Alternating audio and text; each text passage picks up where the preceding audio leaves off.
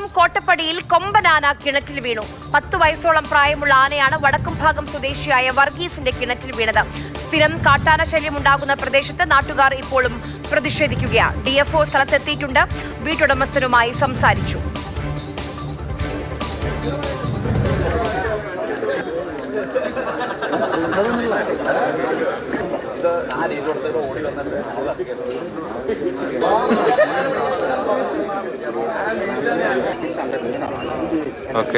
നമുക്കൊപ്പം ബിനിലും നിതിൻ തോമസുമാണ് വിവരങ്ങളുമായി ചേരുന്നത്. ബിനിൽ ഉള്ളത് ഇപ്പോൾ ആന വീണ് കിടക്കുന്ന ഈ കിണറ്റിന് സമീപമാണ്. നിതിൻ ഉള്ളത് ഈ വീട്ടുടമസ്ഥന്റെ അരികിലാണ്. ബിനിലേക്ക് പോകാം. ബിനിൽ, ഇന്ന് പുലർച്ചയോടുകൂടിയാണ് ഈ കാട്ടാന വീണതെന്നാണ് അറിയാൻ കഴിയുന്നത്.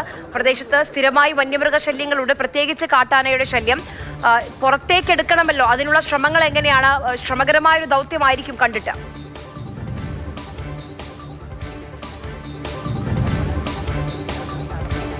തീർച്ചയായും ആര്യ, ഇതൊരു ശ്രമകരമായ ദൗത്യം തന്നെയായിരിക്കും. പ്രത്യേകിച്ച് ഏതാണ്ട് 5 മീറ്ററിലധികം ആഴമുള്ള കിണറിലാണ് ഈ ആന പതിച്ചിരിക്കുന്നത്. ഈ ഭാഗത്താണെങ്കിൽ ഇതിന് കയ്യാലയില്ലാത്ത ഒരു കിണർ കൂടിയാണത്.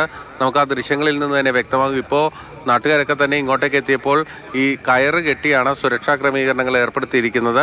എന്തായാലും നാട്ടുകാരെല്ലാം തന്നെ ഇവിടെ തടിച്ചുകൂടിയിരിക്കുകയാണ്. വലിയ പ്രതിഷേധം ആളുകളുടെ ഭാഗത്ത് നിന്നുണ്ട്. പ്രത്യേകിച്ച് ഇത് ആദ്യമായിട്ടല്ല ഈ കോട്ടപ്പടി ഭാഗത്ത് കിണറ്റിൽ ആന വീഴുന്നത്.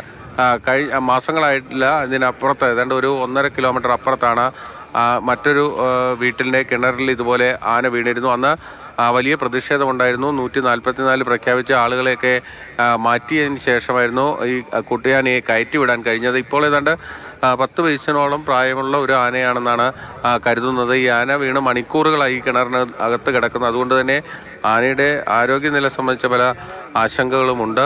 എന്തായാലും ഇവിടെ ഈ ആനയെ കയറ്റിവിടാനായിട്ട് JCB അടക്കം വനംവകുപ്പ് എത്തിച്ചിട്ടുണ്ട്. പക്ഷേ ആനയെ കയറ്റിവിടുക എന്നത് അത്ര എളുപ്പമുള്ള കാര്യമല്ല. പ്രത്യേകിച്ച് ഇതിൻ്റെ സൈഡ് പൊട്ടിച്ച്, ഈ കിണറിൻ്റെ ഒരു ഭാഗം പൊട്ടിച്ച് ഒരു ആനയ്ക്ക് കയറിപ്പോകാൻ കഴിയുന്ന ഒരു രീതിയിലേക്ക് ഇത് കൊണ്ടുവരിക എന്നത് തന്നെയാണ് ഏറ്റവും പ്രധാനപ്പെട്ട കാര്യം.